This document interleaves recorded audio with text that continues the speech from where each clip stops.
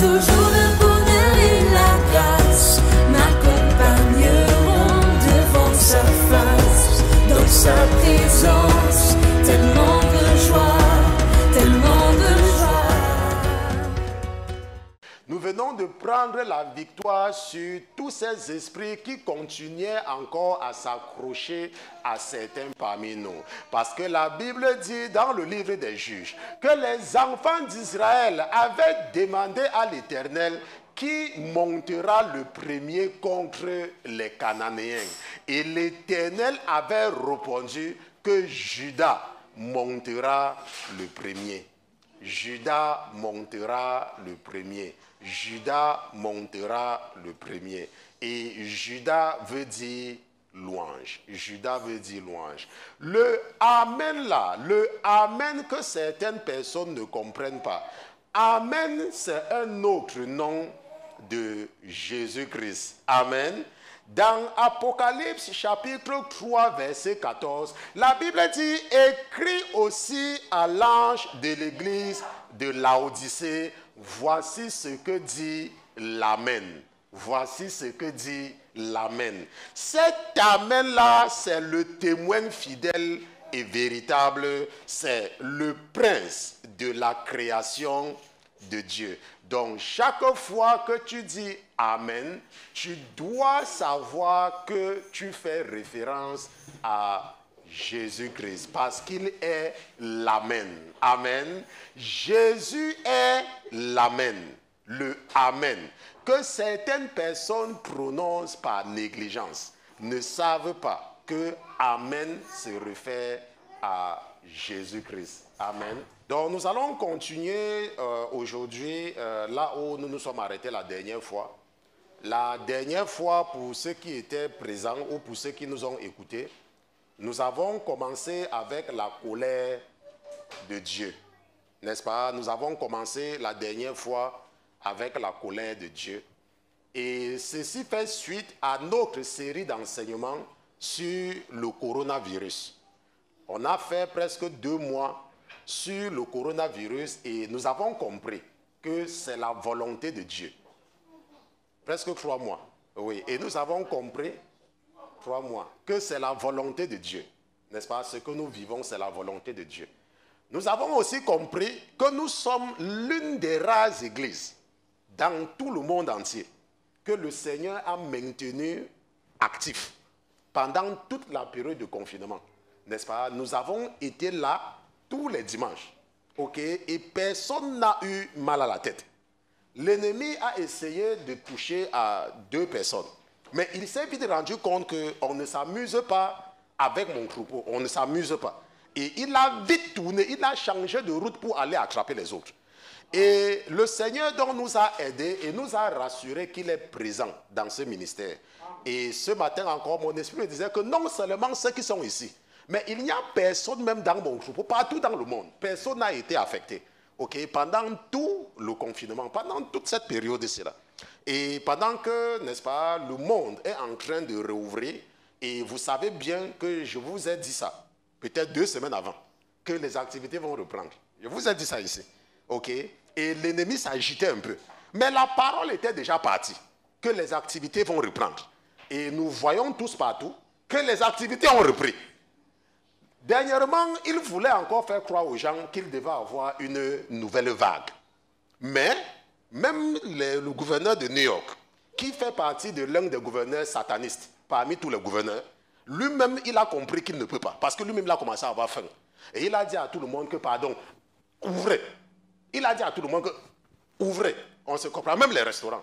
Donc, nous devons comprendre que Dieu est avec nous. Et pendant le jeûne, nous avons compris que ce n'est pas une faveur que nous faisons à Dieu en venant à l'église. Nous avons compris ça parfaitement. Notre âme, nous avons dit à nos âmes que mon âme, je ne fais pas de faveur au pasteur. Je ne fais pas de faveur à Jésus parce que dans Daniel chapitre 3 ou Daniel chapitre 4, nous avons vu que l'ancien des jours est assis sur son trône et des 1000 millions sont devant lui. 1000 millions sont devant lui. Donc si toi, dans 1000 millions, si toi seul, tu n'es pas là, ça ne change rien à ce qu'il est. Donc c'est à toi, c'est toi qui as plus à gagner. Hein? Parce que la Bible dit que quoi? 1000 millions sont devant l'ancien des jours, Jésus-Christ. Donc toi, parfois, il y a des gens qui pensent que quand ils servent Jésus, c'est pour faire plaisir au pasteur. Quand ils servent Jésus ou bien quand ils contribuent, c'est pour faire plaisir au pasteur. Laisse-moi te dire, avant que tu ne sois chrétien, l'Église existait. Avant même que tu n'acceptes Jésus, Jésus était Jésus.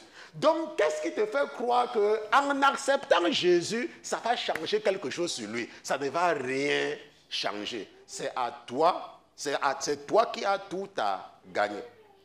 La dernière fois, ce que nous avons vu, c'est qu'il y a une différence, Pierre, entre la colère humaine et la colère de Dieu. Nous avons vu ça. Nous avons vu que la colère de l'homme, c'est quelque chose qu'il doit s'en débarrasser. Parce que la Bible nous a dit dans Colossiens chapitre 3 que maintenant, n'est-ce pas, vous devez mettre de côté. Je pense que c'était dans Colossiens 3, 5 à 8, n'est-ce pas, que maintenant, qu'on doit se séparer de ça. Maintenant, donc, dépouillez-vous, enlevez, parce que c'est quelque chose qui n'est pas bien. Et la Bible nous a donné un conseil dans Éphésiens chapitre 4 pour dire que si tu te mets en colère, tu dois tout faire. Que quand le soleil se couche, que la colère là disparaisse de toi. Que tu ne dois pas dormir avec la colère. Okay? C'est un conseil que Dieu nous donne parce que la colère humaine, c'est une mauvaise colère. Ce n'est pas bien. Mais nous avons vu que la colère divine est différente. Et nous avons vu par définition que la colère divine, c'est quoi? C'est une manifestation violente de sa justice. Parce que Dieu, il est juste. Et il arrive donc qu'il manifeste cette justice de façon violente. Et en ce moment, on dit que quoi? Qu'il est en colère. Vous voyez donc la colère humaine, qui n'est qu'une conséquence du péché.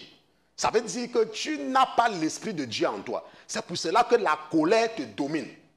Et c'est pour cela que la Bible a dit clairement dans Colossiens que tu dois te débarrasser. On n'a pas dit que le Saint-Esprit va venir enlever ça dans toi. On a dit que toi-même tu dois arrêter. Et on t'a donné un conseil.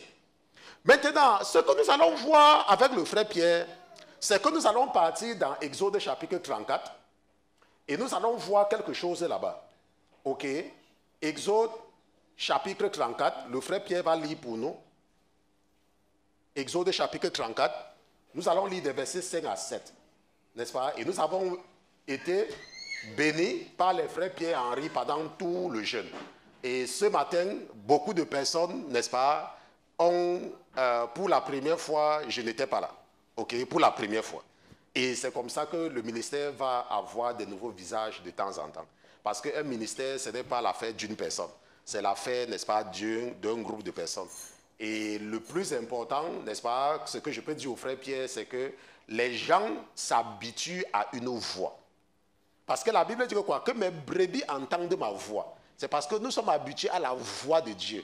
Moi-même, quand j'ai commencé dans le ministère, n'est-ce pas, il a fallu que les gens s'habituent à ma voix.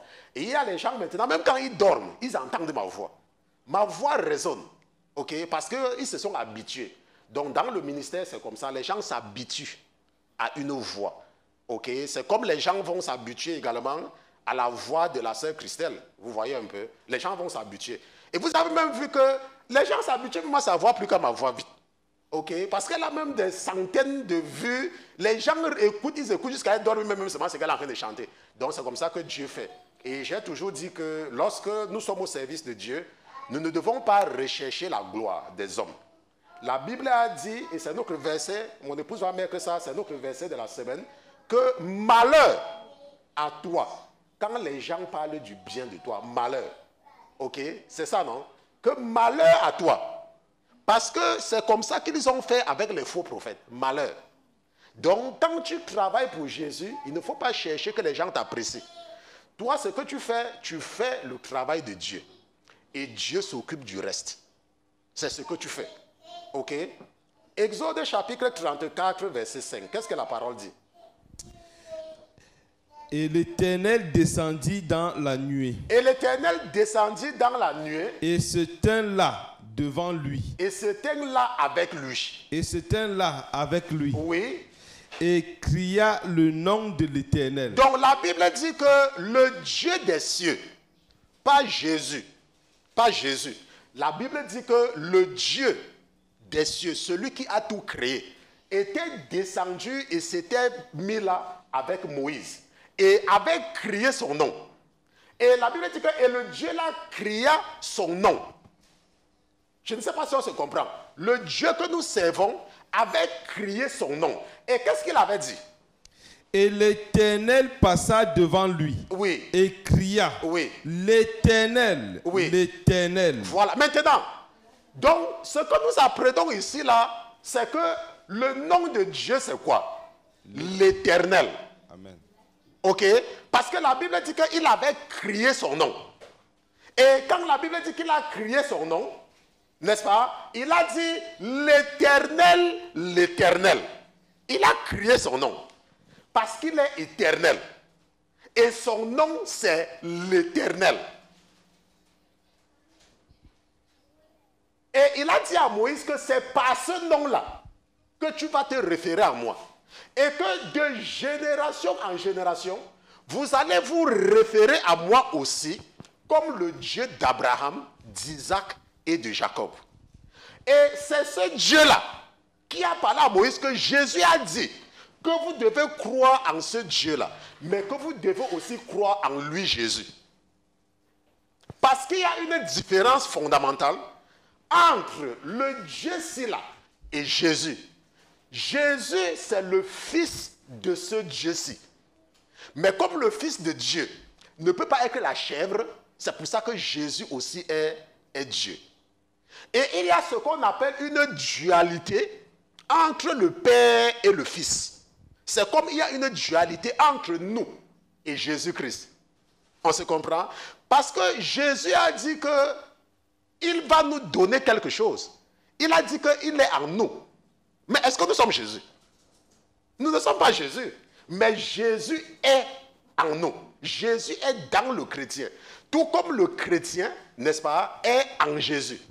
Et Jésus dit que je suis dans le Père et le Père est dans moi. C'est une dualité. Mais ça ne veut pas dire que le Père et Jésus, c'est la même personne. Parce que Jésus lui-même a dit que croyez à Dieu, mais croyez aussi en moi. Il a fait la différence. Et c'est cette différence-là qui nous aide à confesser nos péchés.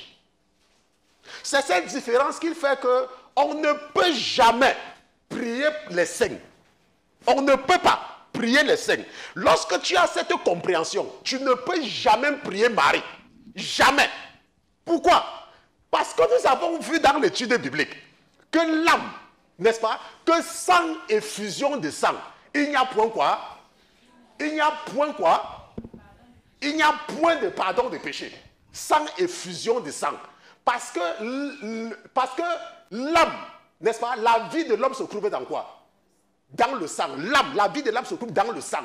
Et sang et fusion de sang, Hébreux chapitre 9, il n'y a point de pardon de péché. On se comprend? Et nous avons donc compris que ce Jésus, qui est le Fils de Dieu, il a versé son sang. Et c'était que le sang qui part devant Dieu. Ce n'est que par le sang que le souverain sacrificateur entre dans le Saint des Saints, n'est-ce pas, et se retrouve devant le propitiatoire. Ok? Et donc, quand tu comprends ça, quand tu as compris, même si quelqu'un veut te tromper sur Marie, tu ne vas jamais, parce que Marie n'a pas versé son sang. Marie n'a pas versé son sang. Marie, elle est morte. Et on l'a enterrée comme tout le monde. Elle a versé quel sang? Donc, il est donc impossible, parce que la Bible dit qu'il est impossible au sang de l'animal. Il est impossible à tout autre sang de faire quelque chose. Il n'y a que le sang de Jésus. Ok? Et c'est ce Dieu de la Bible-ci là, le Dieu de l'Ancien Testament. C'est le Dieu-là qui est le juge de tout. Ce n'est pas Jésus, c'est le Dieu-ci là. Et Jésus, donc, qu'est-ce qu'il fait? Il nous présente saint, pur, irrépréhensible devant l'Éternel. Comment ça? En prenant sur lui nos péchés. Comme quoi? Comme le bouc qui avait été sélectionné pour qui? Pour Azazel, le bouc émissaire. La Bible dit que le souverain avait mis tous les péchés sur le bouc là. Et le bouc là avait été envoyé dans le désert. C'est ce que Jésus fait. Donc en ce moment, l'autre bouc entre. Jésus a fait tout ça pour nous. Et nous comprenons maintenant pourquoi est-ce que Jésus est au centre de tout ce que nous faisons. Parce que sans Jésus, nous sommes finis. Ok? Donc je vais prendre un peu d'eau. On va me donner de l'eau. On va me donner de l'eau. Hein? Maintenant, qu'est-ce que le frère Pierre nous lit encore? Quand il a prononcé son nom, qu'est-ce qu'il a dit? Il a prononcé son nom, il a dit...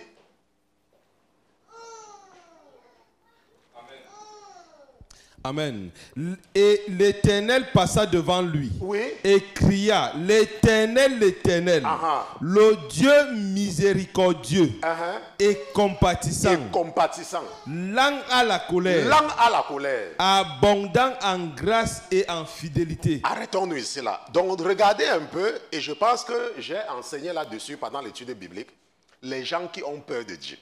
La Bible dit que le Dieu que nous servons là, il est compatissant. C'est un Dieu qui est compatissant. Le Dieu, je ne sais pas, il y a les gens, je ne sais pas quel Dieu ils servent. Moi, le Dieu que je sers, il est compatissant. Ce n'est pas un Dieu que tu as marché, et puis en sortant de la maison, tu as oublié ton foulard, et dès que tu as oublié ton foulard, tu sors, tu commences à avoir les maux de tête immédiatement. Ce n'est pas Dieu là-bas. Ça ne peut pas être Dieu. Ça peut être Dieu. C'est quel Dieu que tu sais? Que parce que tu n'as pas fait quelque chose, immédiatement, il commence à te punir. Ce n'est pas Dieu. Attends, c'est Dieu là-bas. Attends, c'est quel Dieu que tu n'es pas venu à l'église une fois et tu pars cogner ton pied, tu fais l'accident? C'est quel Dieu là-bas? Tu viens à l'église tout le temps. Et un jour, tu te lèves, tu es fatigué. Tu dis que non, je veux me reposer, je ne pars pas à l'église. Et comme tu n'es pas parti à l'église là, l'ampoule quitte, ça cogne ton pied. Oh, pasteur, je ne suis pas venu à l'église, l'ampoule a cogné mon pied, Dieu est fâché. Ce n'est pas notre Dieu là-bas. Ce n'est pas notre Dieu là-bas. On se comprend? Ça veut dire que le Dieu que tu sais, je ne connais pas quel est le Dieu que tu sais, mais ce n'est pas le Dieu là. Notre Dieu, ce n'est pas un Dieu que tu viens à l'église tout le temps. Maman Christelle, tu donnes ton offrande. Chaque dimanche, tu donnes l'offrande. Chaque dimanche, tu donnes l'offrande. Tu payes ta dîme. Et un jour, tu viens à l'église, tu ne donnes pas l'offrande. Dès que tu rentres, la voiture cogne, tu fais l'accident. Oh, je n'ai pas donné l'offrande, c'est pour ça que j'ai fait l'accident.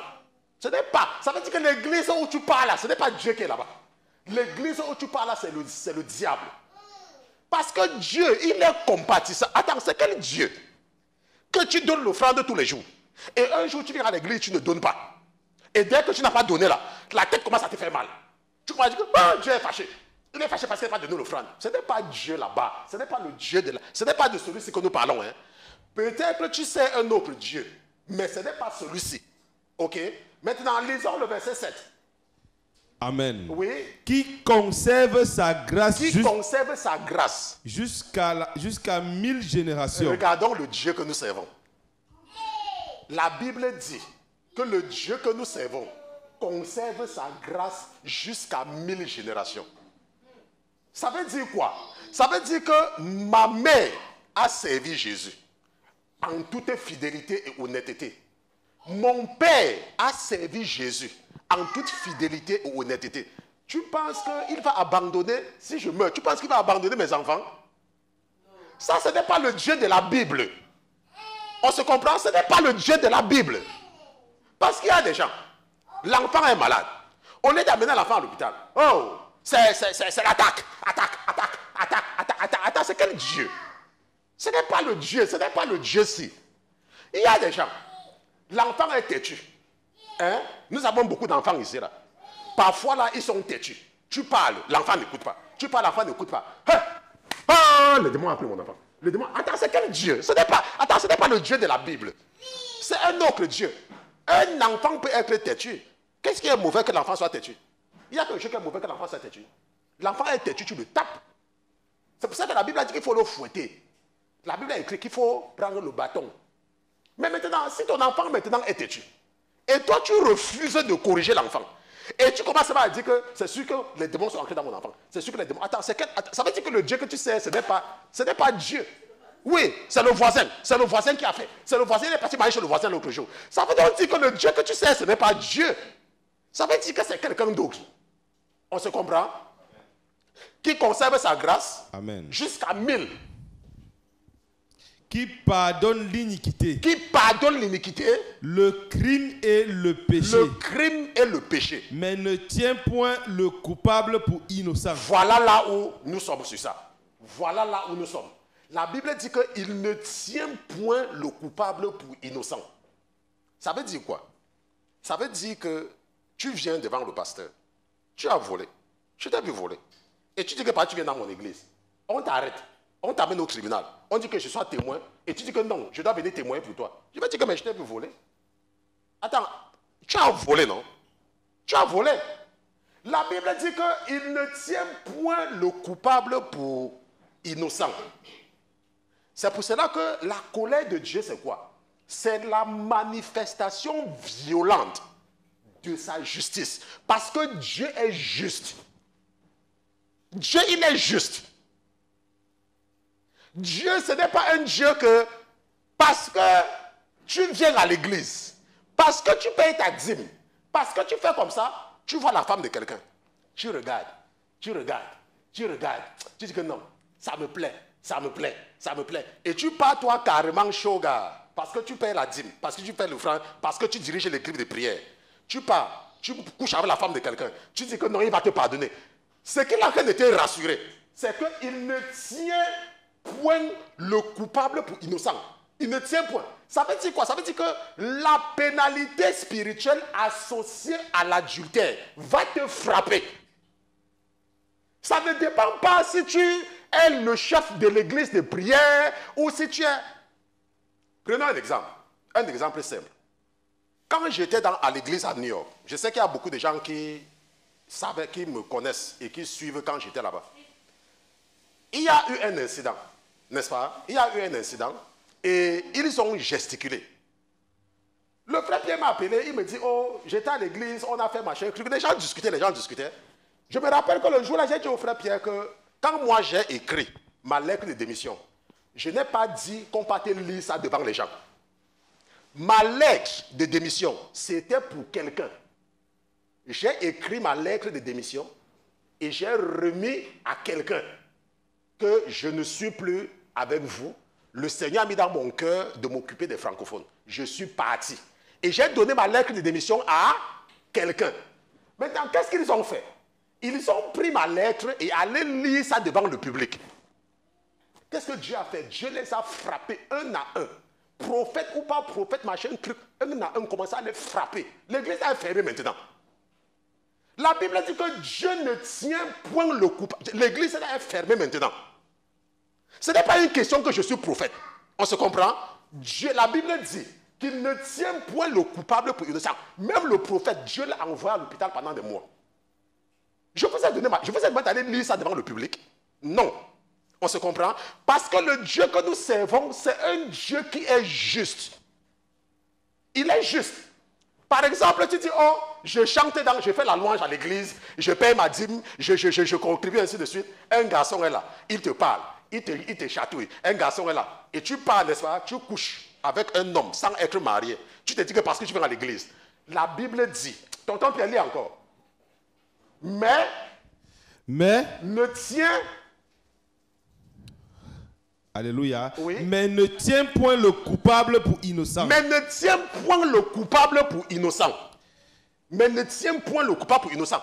Tu ne peux pas dire que oh, je suis un pasteur, j'ai servi Dieu pendant 40 ans, je vais aller voler et Dieu va... Non, non, non. La Bible dit qu'il ne tient point le coupable pour innocent.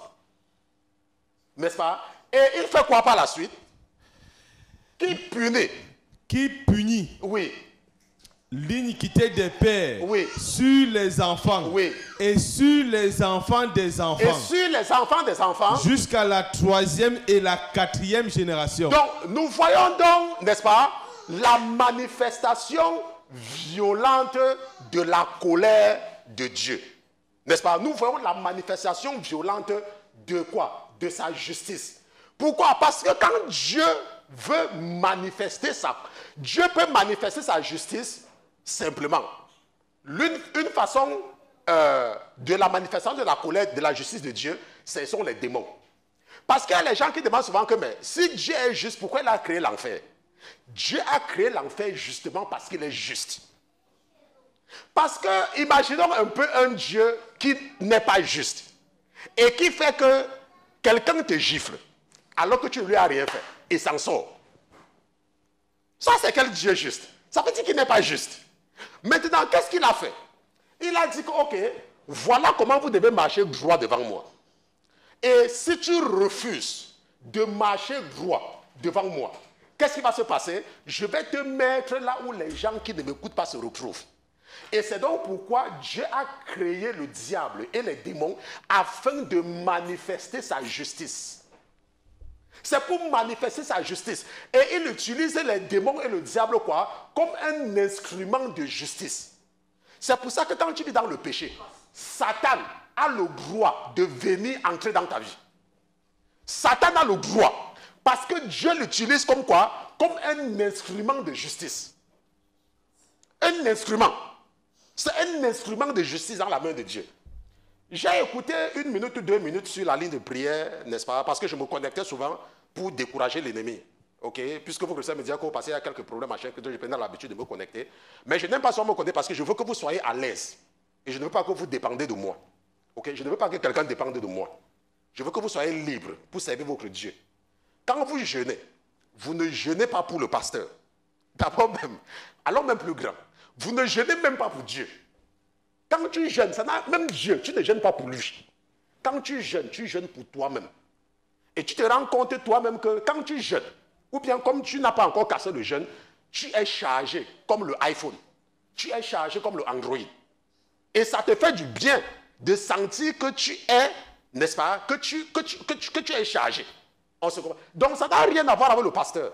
Maintenant, votre frère vous a dit quelque chose que, regardons pendant le confinement. On a dit aux gens de ne plus se saluer. N'est-ce pas? Et les gens ont respecté. Hein? Vous voyez les gens, no hug, no shaking hands. Et les gens respectent. Ça veut dire quoi? Ça veut dire que les gens peuvent respecter ce que la Bible dit. Pourquoi est-ce que les gens ne respectent pas? Parce qu'ils ne croient pas en Dieu. C'est parce qu'ils ne veulent pas.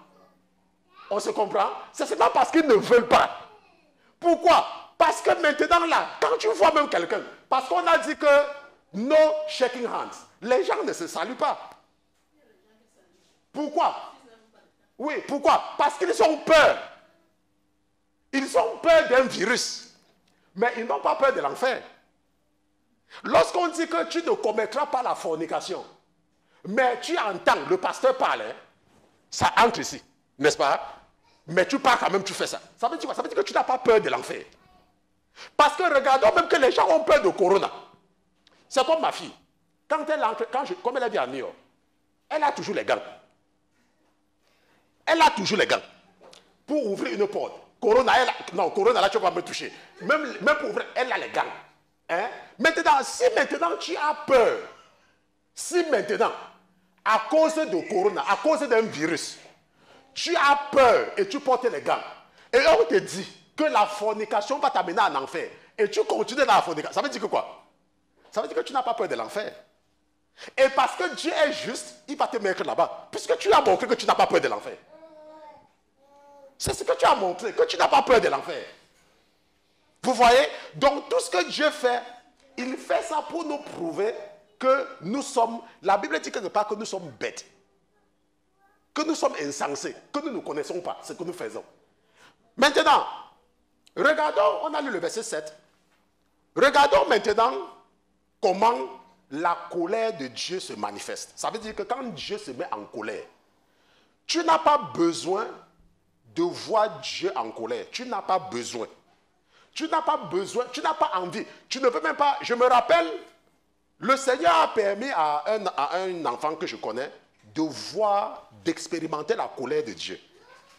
Quand Dieu est en colère, hein, vous savez qu'en classe de première, nous avons étudié un livre, je ne me rappelle plus très bien, et dans le cadre de l'étude du livre, on a vu une jeune fille qu'un jeune gars aimait, parce qu'elle était très belle. Et il y a eu un événement qui s'est passé, et il n'aimait plus la fille là, parce qu'elle était devenue très laide. Et pendant cet enseignement avec le professeur de français, j'ai compris, je n'ai jamais oublié ça, que les extrêmes se touchent. Je ne sais pas si vous avez entendu l'expression, les extrêmes se touchent, n'est-ce pas? Dieu est tellement bon que la bonté de Dieu est à un sommet. La bonté, personne n'est bon comme lui. Il est tellement bon. La Bible a dit qu'il est compatissant et qu'il conserve sa grâce sur 1000 générations pour nous montrer à quel point il est gracieux. Maintenant, c'est à cause de ça que tu ne veux pas qu'il se mette en colère. Tu ne veux pas qu'il se mette en colère. Je dis, tu ne veux pas qu'il se mette en colère. Tu ne veux pas. Regardons un peu quelques exemples de la colère de Dieu. Allons un peu dans Jérémie chapitre 4, verset 23. Jérémie, chapitre 4, verset 23. Qu'est-ce que la Bible dit? Jérémie chapitre 4, verset 23. Oui. Je regarde la terre. Je regarde la terre. Et voici, elle est informe et vide. Elle est informe et vide. Et les cieux. Oui. Et leur lumière n'est plus. Donc, nous voyons que Dieu s'était mis en colère avant de créer Adam. Cet événement s'est passé avant qu'il ait créé Adam. La Bible dit qu'il a permis à Jérémie de voir ce qu'il avait fait quand il a manifesté sa colère avant Adam. Il a permis à Adam de voir et de comprendre ce qui s'est passé avant lui. Mais Adam n'a pas retenu la leçon. N'est-ce pas? Jérémie dit quoi? Ce que Dieu lui a montré. Jérémie dit quoi? Je regarde encore. Je regarde la terre. Je regarde les montagnes. Je regarde les montagnes. Oui. Et voici. Oui. Elles chancellent. Elles chancellent. Et toutes les collines sont ébranlées. Sont ébranlées, oui. Je regarde. Oui. Et voici. Il Oui. n'y a pas un seul homme. Oui. Et tous les oiseaux des cieux ont fui. Quand Dieu se fâche, même les montagnes, c'est ce que la Bible dit. Quand Dieu est en colère, quand Dieu qui a créé, parce que vous savez qu'il y a la vie dans tout. C'est lui qui a créé les montagnes. Et quand Dieu se met en colère, même les montagnes tremblent. Quand il se met en colère, même les oiseaux, chacun cherche là où il va partir. Même les oiseaux. Et qu'est-ce que le verset 26 dit? Je regarde. Oui. Et voici. Oui. Le Carmel est un désert. Est un désert. Et toutes ces villes sont détruites. Sont détruites. Devant l'Éternel. Oui. À cause de quoi? Devant l'ardeur de sa colère. Devant l'ardeur de sa colère. Devant l'ardeur de sa colère. Quand Dieu se met en colère, je dis que tu n'as pas besoin. Tu ne veux même pas. Tu n'as même pas envie d'expérimenter. Parce que quand Dieu se met en colère, la colère de Dieu, c'est quelque chose de terrible. Sa colère. Quand Dieu se met en colère, tout est ébranlé, tout. Et quand il se met en colère, il tue seulement. Il se met en colère. Et il s'est mis en colère et il a détruit le monde. Il s'était mis en colère et il avait tout détruit. Il avait tout détruit. Dans l'ardeur de sa colère. Quand Dieu se met en colère. Maintenant, regardons encore ce qu'il a fait quand il s'est mis en colère. Dans Genèse chapitre 6, verset 5 à 7. Genèse chapitre 6, verset 5. Nous allons lire des versets 5 à 7. Regardons encore un exemple de la colère de Dieu. Amen. Et l'Éternel vit que la malice de l'homme était grande Oui. sur la terre. Maintenant, c'est quoi la malice? Quand on dit que tu es malicieux, c'est quand tu fais le mal exprès, mais tu donnes l'impression que tu ne sais pas ce que tu fais. On dit que tu es plein de malice et c'est très dangereux. Quand on dit que tu es plein de malice, on se comprend? Prenons un peu le cadre des gouverneurs satanistes des États-Unis. Si nous prenons le cas de il y a une sorcière, elle est gouverneure, c'est dans l'Ohio. Je ne sais pas si c'est l'Ohio. C'est quelle femme? Elle est quelque part dans un État là. Il y a l'autre, celui de New York, on connaît déjà. Lui-même, c'est sûr que c'est lui qui boit le sang avec eux en chef. N'est-ce pas? Il y a certains gouverneurs satanistes là. Les gens sont dans la rue. Ils font les manifestations. En ce moment-là, ils ne parlent pas de corona. Il n'y a pas corona maintenant. Pendant que les gens sont en train de manifester et ils sont entassés dans la rue. Personne, ils ne parlent pas de corona. Maintenant, quand maintenant les gens veulent partir à l'église, ils disent que non, ce n'est pas bien d'aller à l'église. Vous allez vous contaminer là-bas, il y a corona. Vous voyez un peu? Quand les gens veulent faire certaines choses, ils disent que non, vous allez vous contaminer, il y a corona. Mais quand les gens sont en train de faire les manifestations en route, il n'y a pas corona. Vous voyez, c'est ça qu'on appelle la malice. C'est une forme de méchanceté cachée. C'est une forme qu'il y a la malice, il y a un agenda satanique et démoniaque derrière.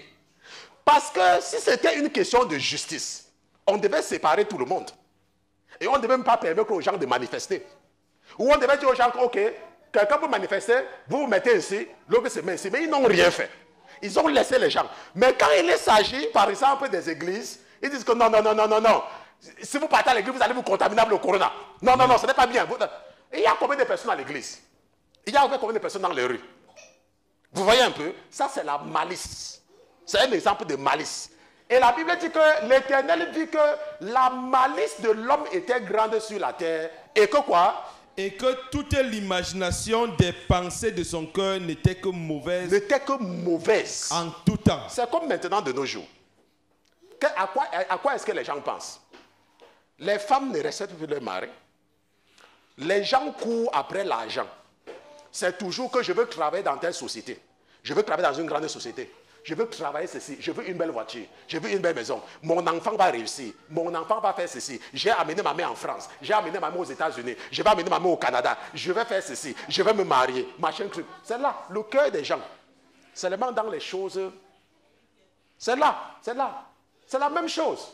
L'imagination des pensées de son cœur n'était que mauvaise. Voilà, c'est ça. C'est la même chose. Et qu'est-ce qu'il a dit à cause de ça? Et l'Éternel dit, oui, j'exterminerai de dessus la terre l'homme que j'ai créé. Je pense que le verset 6, on a sauté ou bien on n'a pas terminé l'autre côté. Verset 6. Verset 6, oui. Et l'Éternel se repentit d'avoir fait l'homme sur la terre. Se repentit. Et il fut quoi? Et il fut affligé dans son cœur. Et il en fut affligé dans son cœur. Et il dit maintenant. Amen. Oui. Et l'Éternel dit, oui, j'exterminerai de dessus la terre, oui, l'homme que j'ai créé, oui, depuis l'homme jusqu'au bétail, jusqu'au reptile, et jusqu'à l'oiseau des cieux, oui, car je me repens de les avoir fait. Voilà. Donc à cause de ça, Dieu va se mettre en colère. Et qu'est-ce qu'il va faire? La Bible dit qu'il va ouvrir, n'est-ce pas, les écluses des cieux. Il va ouvrir ça. Parce que les scientifiques qui sont limités dans leur connaissance, ils disent que la pluie, c'est la résultante de la rosée quand il y a la chaleur et tout, n'est-ce pas? Parce qu'ils ne comprennent rien. N'est-ce pas? Parce qu'ils ne veulent pas, ils ne veulent même pas comprendre. La réalité est que si la pluie qui tombait, était la résultante de l'évaporation des eaux, il ne devait pas avoir de désert. On se comprend? Il ne devait pas avoir de désert. Mais pourquoi est-ce qu'il y a le désert? Pourquoi est-ce que la pluie monte et puis ça ne tombe plus? C'est là où ils ont les limites. Ils ne comprennent pas. Ils font seulement ce qu'ils peuvent faire. Ok? Il faut savoir que la Bible nous dit, dans Genèse chapitre 1, verset 1, que au commencement, Dieu créa les cieux et la terre. Les cieux. par le ciel, il créa les cieux et la terre. Et la Bible dit que la terre était informe et vide. Pourquoi? Comme il a montré à Jérémie, parce qu'il avait détruit. Il avait tout détruit, il avait tout saccagé. À cause de par sa colère, il a tout détruit. Et il y a donc, en haut là-bas, en haut au ciel, il y a les eaux. Parce que le ciel, ça veut dire une séparation. Et il y a plusieurs séparations, il y a plusieurs cieux. Donc, quand l'homme a péché, et Dieu s'est repenti à cause de la malice qui était permanente dans le cœur de l'homme, qu'est-ce qu'il a fait? Il a ouvert le robinet. Et l'eau a commencé à tomber sur la terre. Et la Bible dit que l'eau est tombée pendant 40 jours. Et ça a tout détruit. C'est ce que Dieu est capable de faire quand il se met en colère. Pourquoi? Parce qu'il manifeste sa justice. La Bible dit que la malice, vous allez voir aujourd'hui, les gens n'ont même plus peur des pasteurs. Les gens n'ont pas peur des pasteurs. Les gens parlent aux pasteurs n'importe comment. Les gens n'ont pas peur. Ils n'ont pas peur. Ils sortent leur bouche. Leur bouche. Ça sort seulement. Il va me faire quoi? Moi aussi, je connais Dieu. Si tu connais Dieu, si tu connais vraiment Dieu, tu vas respecter le pasteur. Si le Dieu qui est dans ton cœur, c'est le vrai Dieu. Mais la raison pour laquelle les gens n'ont même pas, ils ne respectent même pas les pasteurs, c'est parce que je ne sais pas. Et c'est comme ça que Dieu nous parle dans la Bible ce qu'il a fait avant. Et la Bible nous dit qu'il va faire la même chose. Parce que la Bible dit que quoi?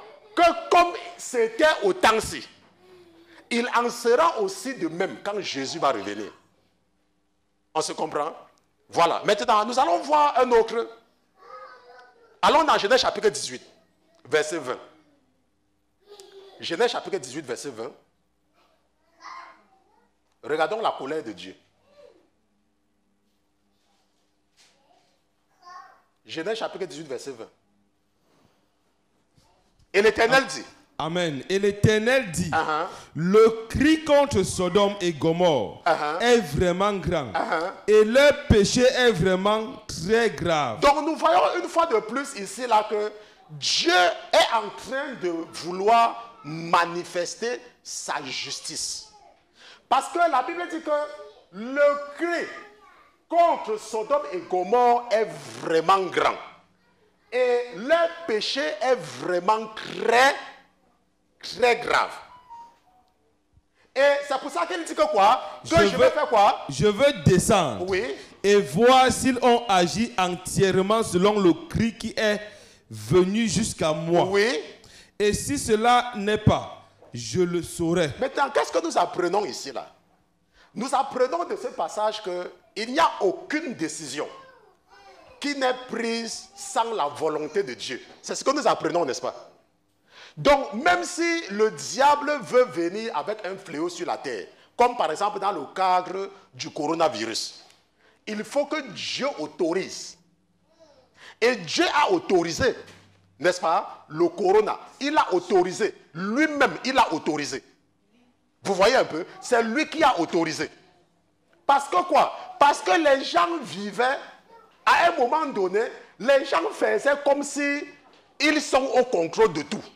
Mais seulement le petit corona les a montré qu'il ne contrôle rien. Seulement le petit corona a montré qu'il ne contrôle rien. On se comprend. Maintenant, et la Bible nous dit que Dieu est descendu voir. Dieu est descendu voir. Je vous ai raconté plusieurs fois comment, lorsque j'avais encore le problème de ces couches de nuit, là, quand je sortais du monde, et je me disais que parce que tu pars chez les marabouts, qu'est-ce qu'un marabout? Qu'est-ce qu'un marabout? Quand tu pars chez un marabout, maman Elisabeth, parce que moi je partais chez le marabout, quand tu arrives chez Malam, Malam connaît la vérité. On dit, Malam dit toujours la vérité. C'était ça. Malam dit toujours la vérité. Quand tu pars chez Malam, qu'est-ce que le marabout fait? Le marabout dit, oh, bienvenue, assois-toi. Qu'est-ce qui t'amène? Tu dis, oh, Malam, ça ne va pas. Et Malam dit, ok, tu as combien? Si tu as n'importe quoi dans la poche, lance par terre, n'est-ce pas? Et Malam maintenant dit que, ok, on va demander au Dieu. C'est ce que Malam dit, qu'on va demander au Dieu. Et Malam prend, il lance quelque chose, il lance les corées. Il secoue la tête d'abord comme ça, comme le lézard, une première fois. Après, il lance encore les corées. Il secoue encore la tête comme ça, comme le lézard, une deuxième fois. Après, il a une calebasse à côté. Il prend la calebasse. Il fait comme ça, il fait comme ça, il fait comme ça, il fait comme ça. Il regarde, il regarde. Il dit, Après, il prend encore. Il lance. Il dit, ah, je vois ton problème. Vraiment. Ah, ok, on va résoudre. Parce qu'il y a quelqu'un qui ne t'aime pas. Le voisin, il y a un voisin qui ne t'aime pas. Le voisin là, il fait des choses ainsi de suite.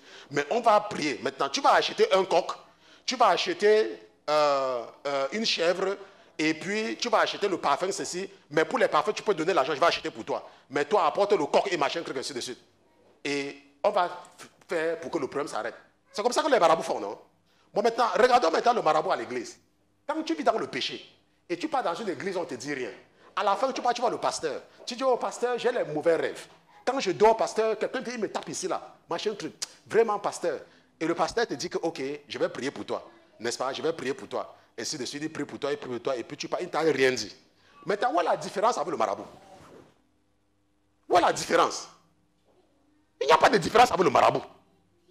Donc, quand je dis souvent que quand tu pars chez le marabout, il faut comprendre.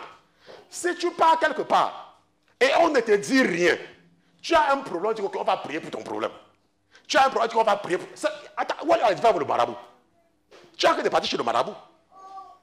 Ok? Il n'y a pas de différence avec le marabout, c'est le maraboutage. C'est seulement que ça a pris un nom moderne. Ok? Donc, le Seigneur donc m'avait permis de voir une scène au ciel. Et comment est-ce qu'il me mettait en garde? J'avais vu comment il était en train de dire à certains anges. Je n'ai pas dit que les anges avaient les ailes. Je ne dis pas ça. J'avais seulement vu. Ce qui m'a permis de voir, c'est que j'avais seulement vu comment il était en train de dire que, allez lui dire que s'il essaye encore, c'était tout ce qu'il m'avait permis de voir. Allez lui dire que s'il essaye encore. Et c'est ça que j'avais seulement, c'est ça que le truc qui m'avait permis de voir. Mais je savais pourquoi est-ce qu'il avait dit ça. Je savais pourquoi il disait ça. N'est-ce pas? Et c'est quand il avait fait ça, c'était comme ça. Allez lui dire que s'il essaie encore. Et boum, ça s'est arrêté. Depuis le jour-là, les couches de nuit ont commencé à s'arrêter. Pourquoi? Parce que j'avais compris que dans la réalité, les couches de nuit sont volontaires. C'est là où j'avais compris dans la réalité. Que les couches de nuit sont volontaires. C'est comme la colère. C'est volontaire. Quand tu te mets en colère, c'est que tu veux te mettre en colère. Pourquoi? Parce que tu sais bien que tu dois pardonner. Tu sais. La Bible t'a dit, tu sais que tu peux pardonner. Mais tu refuses. Mais tu choisis de te mettre en colère. Tu choisis. On se comprend? Tu choisis de te mettre en colère. C'est la même chose. Maintenant, la Bible dit que Dieu va donc descendre. Et qu'est-ce qu'il va faire au verset 22? Alors ces hommes, partant de là, allèrent vers Sodome. Oui. Mais Abraham se tint encore devant l'Éternel. Donc Abraham se tint encore devant l'Éternel pour intercéder. On se comprend? Il va se tenir là pour intercéder. C'est la même chose que parfois le pasteur peut faire pour certaines personnes. Intercéder. C'est la même chose que l'Église peut faire pour quelqu'un. Intercéder. Comme dimanche passé, nous avons intercédé pour une de nos sœurs. Ok, nous avons intercédé. Et pendant que nous intercédions, l'ennemi a dit que, ah pardon, je veux moi prendre mes gens tranquillement. Pardon, allez faire sortir la personne dans votre hôpital. Pardon, parce que ça m'empêche même de tuer mes gens que je veux tuer ici tranquillement. Hein? Parce que le feu là va venir même m'empêcher de mal. On a seulement dit à la personne, pardon, pas à la maison. On se comprend. Donc l'intercession, c'est quelque chose qui est vrai. Regardons encore une autre forme de colère. Nombre chapitre 11. Nombre chapitre 11. Et nous allons lire des versets 1 à 4. Nombre chapitre 11, des versets 1 à 4. Nombre chapitre 11, verset 1. Oui. Or, le peuple fut comme des gens qui se plaignent d'un malheur. Qui se plaignent d'un malheur. Aux oreilles de l'Éternel. Et l'Éternel l'entendit. Et sa colère s'embrasa et le feu de l'Éternel s'alluma parmi eux. Et dévora l'extrémité du champ. Maintenant, qu'est-ce que nous voyons ici? Là, la Bible dit que le peuple fut comme des gens qui se plaignent. Et qu'est-ce qui s'est passé? Et Dieu a entendu leur murmure. Et les plaintes, le fait de se plaindre, la Bible, qu'est-ce que ça a fait? Ça a provoqué la colère de Dieu. Il y a les gens qui se plaignent de tout. Il y a les gens qui se plaignent. Il y a les gens qui se plaignent. Ils se plaignent seulement, ils se plaignent de tout. Je ne sais pas, il y a les gens qui se plaignent. Il y a les gens, tu as ton père, tu as ta mère, tu te plains. Alors qu'il y a des gens qui n'ont pas de père ni de mère. Il y a les gens qui n'ont pas de père ni de mère. Tu as ton père, tu as ta mère, tu te plains. Il y a les gens, il y a les femmes. Elles ont 2 pieds, elles ont 2 mains, elles ont tout. Elles se plaignent qu'elles n'ont pas de mari. Elles se plaignent. Je dis qu'elles se plaignent, elles se plaignent. Elles se plaignent, elles se plaignent, elles se plaignent. Oh pasteur, je n'ai pas de mari. Je n'ai pas de mari, pasteur, je n'ai pas de mari. Je n'ai pas de mari. Depuis je prie, pasteur, je n'ai pas de mari. Il y a une qui est venue me voir un jour. Oh pasteur, depuis je pas à l'église. Et je n'ai pas le mari. Et mes copines partent en boîte. Et elles ont les maris. Je vais aussi commencer à aller en boîte, pasteur. Alors qu'elle était infirmière, elle avait ses pieds, elle avait ses mains, elle était en santé, elle se plaignait. Il y a les gens qui se plaignent parce qu'ils n'ont pas d'enfants. Oh, elle se plaint. Oh, pasteur, je n'ai pas d'enfant, pasteur. Oh, Dieu m'a oublié, pasteur, je n'ai pas d'enfant. Je n'ai pas d'enfant, pasteur, je n'ai pas d'enfant. Je me plains, je me plains. Oh, elle se plaint, elle se plaint, elle se plaint. Elle n'a pas d'enfant. Oh, je n'ai pas d'enfant, je n'ai pas d'enfant. Elle se plaint. Tonton Jean, il y a les gens qui se plaignent. Ils se plaignent, ils se plaignent. Tout le temps, ils se plaignent. Les gens se plaignent. Et ce que la Bible nous dit, c'est que Dieu n'aime pas quand tu te plains. Si Dieu t'a laissé dans une situation, par exemple, tu n'as pas d'enfant, tu as déjà 30 ans, tu n'as pas d'enfant avec ton mari, qui t'a dit que tu es obligé d'avoir un enfant avant 30 ans? Qui t'a dit ça? Qui t'a dit que tu es obligé d'avoir un enfant? Tu te plains pourquoi? Oh, voilà, il y a même les gens qui, à cause de ça, tu vas me les parler. Ils ne vont plus t'écouter. Qui t'a dit que tu dois avoir un enfant? C'est écrit où? Que quand Dieu t'a créé, il a dit que tu vas avoir un enfant. Dieu a dit ça où? Maintenant, voilà ce qui est encore grave. Je vais vous dire là où c'est grave. Tonton Pierre, tu connais là où c'est grave? Il y a les gens même qui ont 2 enfants. Et elles n'ont pas de problème. Hein? Je dis qu'elles n'ont pas de problème. Elles ont 2 enfants. Hein? Elles n'ont pas de problème. Maintenant, il y a leur copine qui n'a pas d'enfant. Leur copine n'a pas d'enfant. Et elles ont 2 enfants. Et après un temps, le ventre de la copine commence à gonfler. Elle regarde. Le ventre de la copine gonfle. Elle regarde. Comme les gens sont toujours envieux là. La copine accouche. Mais elle est toujours un peu là. Elle est toujours bien. Hey, j'ai 2. Elle a 1. J'ai 2. Elle a 1. Il n'y a pas encore de problème. J'ai 2. Après un temps encore. Hey, le mari de la copine fait vraiment le travail. Et le ventre commence encore. Hey, le ventre commence encore. Et la copine accouche. 2. Dans un premier temps, elle dit ok, on a 2-2. On a 2-2. On a 2-2. On a 2-2. Mais le mari de la copine, lui là, c'est vraiment le marquis. Le marquis, c'est lui le baron de Araruna. Et il fait le travail. Il fait le travail. Après un temps encore, le ventre. Elle parle pas son mari. Elle dit non, moi je veux le 3e. Je veux aussi le 3e. Et le 3e enfant ne vient pas. Et la copine a accouché 3. Et après la copine accouche 4. Elle commence à se plaindre à Dieu. Oh, Dieu m'a abandonné. Dieu m'a abandonné. J'ai seulement 2 enfants. Je vous dis qu'il y a les femmes qui se plaignent qu'elles n'ont que... J'ai seulement 2 enfants. J'ai seulement... Il y a d'autres personnes. Tonton Pierre, eux, ils m'ont déjà dépassé. Ils arrivent chez les Blancs. En moins de 2 ans, ils ont les papiers. Je dis en moins de 2 ans, ils ont les papiers. Et ils travaillent, ils font leur petit boulot là. Après, ils partent chez quelqu'un, ils voient que la personne a la voiture. Je dis, mais attends, comment lui a la voiture? Je n'ai pas la voiture. Il commence à se plaindre à Dieu. Oh, Dieu, je peux pas de la voiture. Tu parles de la voiture.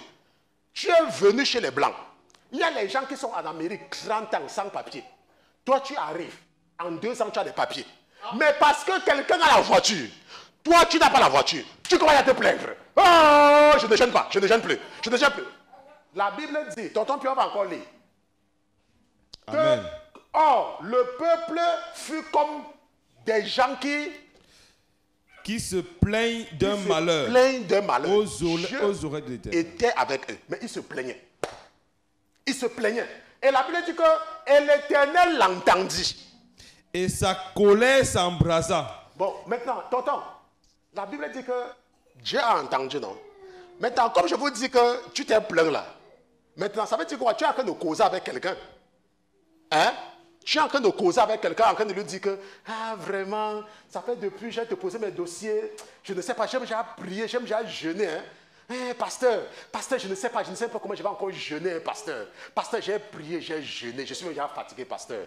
Ouais, pasteur, est-ce que vous même priez même pour moi, pasteur? Parce que depuis là, je ne sais pas, pasteur. Dieu entend, hein? La Bible dit que et l'Éternel entendit. L'Éternel entendit.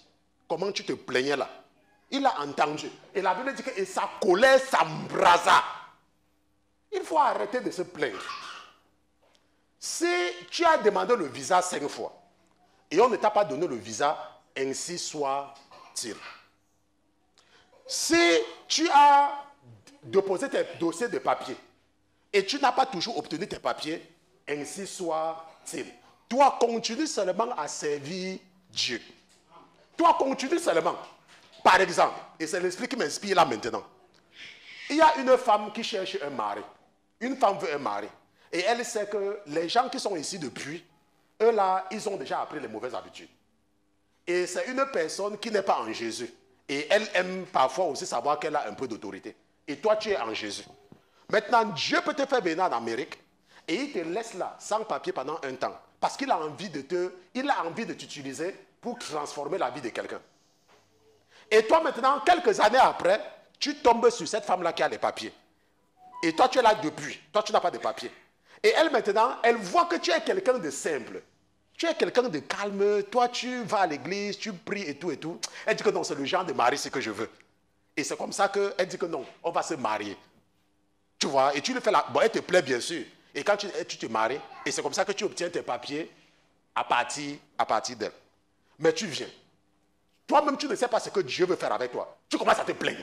Oh, j'ai envoyé les dossiers. J'ai même jeûné. Quand le pasteur Christian a organisé le deuil, qu'on disait que Dieu va nous visiter tout le temps là. J'ai même fait le jeûne là. Mais rien n'est venu alors que j'avais un rêve. Parce que j'avais un rêve. J'avais le rêve qu'il y a quelqu'un qui était venu m'a lancé quelque chose. Et j'ai attrapé. J'ai commencé à être content. Laisse-moi te dire. Il y a les gens qui ont des rêves. Donc pour toi, comme tu avais rêvé, quelqu'un a lancé quelque chose. Tu as attrapé là, c'est les papiers.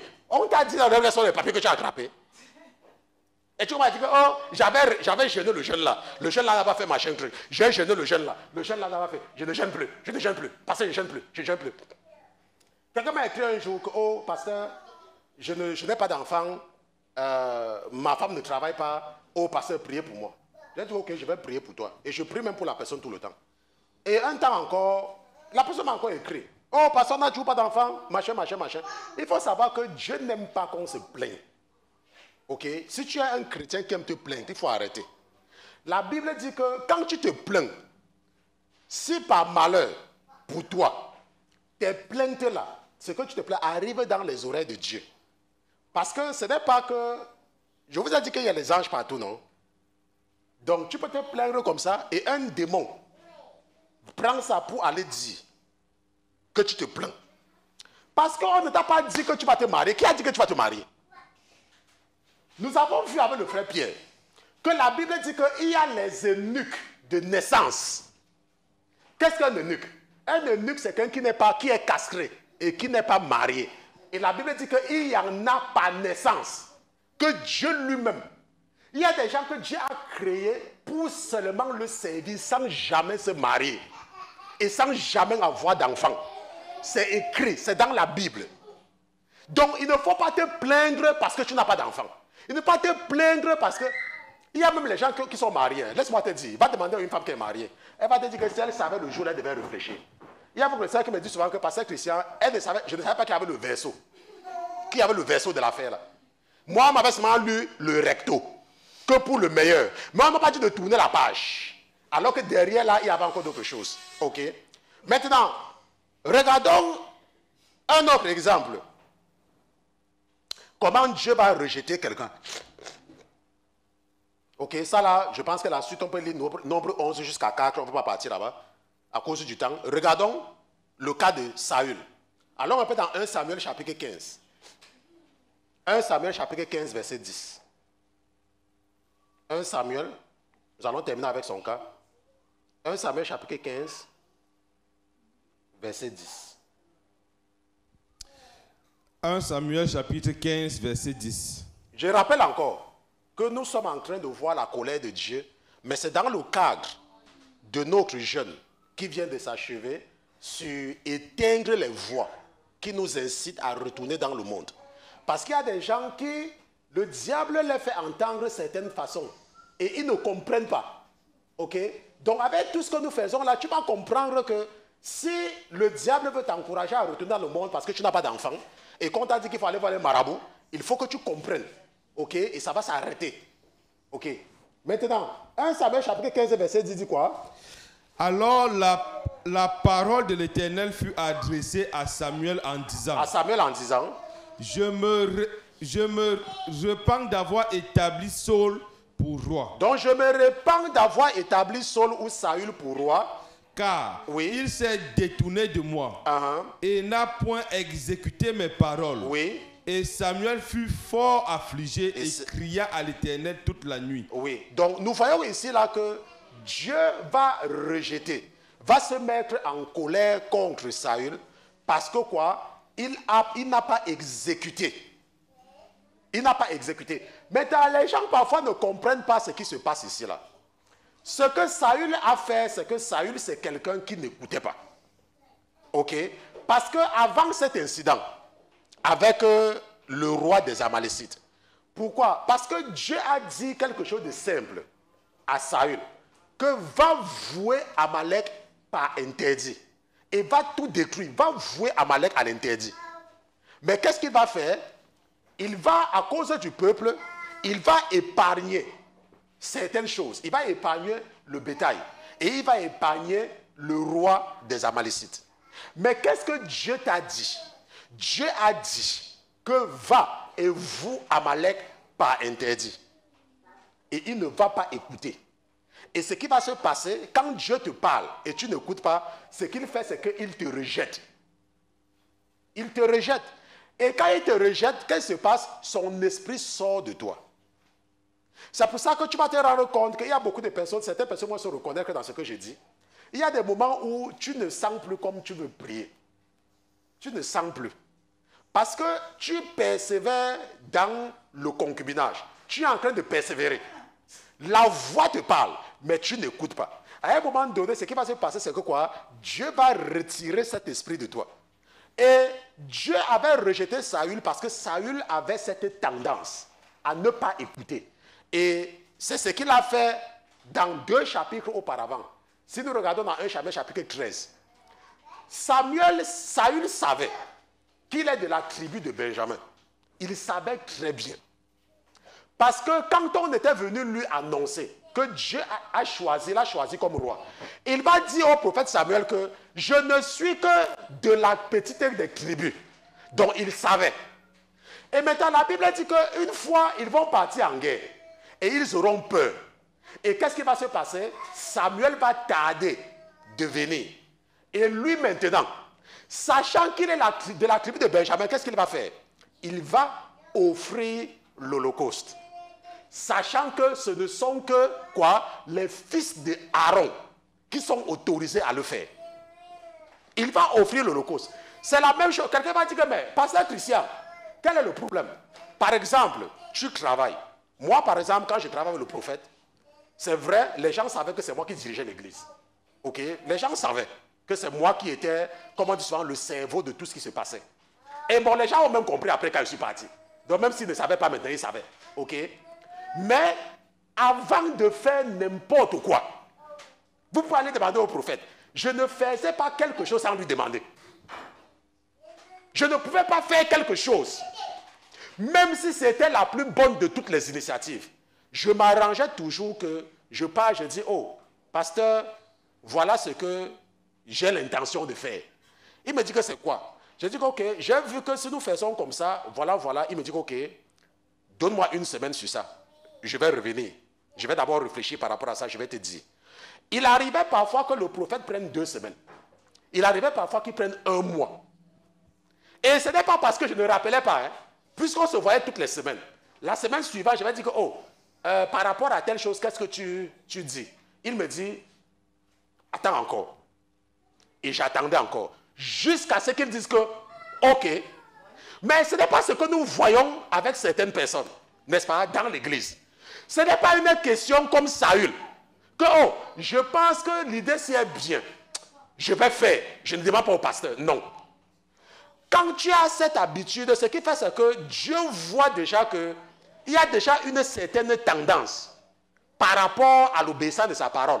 Parce que de la même façon que les gens se comportent comme ça, ils peuvent aussi regarder certains passages bibliques et disent que je peux faire ça, hein. Ce n'est pas très grave. Tu vois? Donc, l'obéissance à la parole de Dieu se fait aussi voir dans l'obéissance, n'est-ce pas, dans tout ce que nous faisons. Par exemple, tu sais que voici ma ligne, voici ma limite. C'est ici là que je dois marcher. Maintenant, pour sortir de là, tu dois demander. Avant de sortir, n'est-ce pas? Quand tu veux faire quelque chose, surtout quand tu es sous autorité, et c'est ce qui est également valable pour les femmes. Il y a les femmes, elles veulent faire quelque chose, elles demandent par leur mari. Vous savez pourquoi elles demandent par leur mari? Vous savez pourquoi elles ne demandent pas? Parce qu'elles ont l'argent pour faire ça. Si elles n'avaient pas l'argent, elles devaient demander. Donc nous comprenons donc que ce n'est pas parce que, je ne sais pas ce que je veux dire. Nous comprenons donc que ce qu'elles font là, c'est exprès. Si nous prenons les femmes en Afrique qui ne travaillent pas, est-ce qu'elles peuvent même partir à un funérail sans demander à leur mari? Mais pourquoi est-ce qu'elles demandent à leur mari même pour aller à un funérail? Parce qu'elles attendent qu'on leur donne l'argent. Mais les mêmes femmes aux États-Unis, quand elles veulent même partir en congé, elles ne demandent pas. Elles viennent, elles informent. Que, oh chérie, je vais partir là-bas. Pourquoi? Parce qu'elles ont l'argent. Et c'est pour ça que la dernière fois, je vous ai dit qu'en enfer, hein, il y a un quartier, c'est un quartier spécial. Je prie que le Seigneur me montre le quartier là, pour qu'il va vous décrire. Parce que j'ai envie de vous décrire comment le quartier là se trouve. J'ai envie de vous donner même le nom des rues. Le quartier des femmes qui ne sont pas soumises là. C'est un quartier hein, en enfer. Et elles ne veulent pas écouter. Elles ne veulent pas écouter. Les mêmes femmes. Il y a un truc que j'ai vu sur les réseaux sociaux cette semaine. On se dit que quoi, il y a une femme, son mari l'a fait venir ici. Et quand elle est venue, elle a fréquenté, elle est devenue infirmière. Et elle a constaté subitement que son mari était plus beau. Elle est partie maintenant sortir avec un blanc. Et elle a même abandonné le foyer, demandé le divorce. Et le monsieur s'est fâché, il est venu la tuer. Et il s'est aussi tué. Vous voyez un peu. Maintenant, si vous prenez cette femme-là, je peux vous garantir que quand elle était en Afrique, quand son mari appelait, oui chérie, non chérie, oui chérie, elle ne disait jamais non. Vous voyez un peu, jusqu'à ce qu'elle vienne en Amérique. Et il y a beaucoup de femmes qui sont comme ça.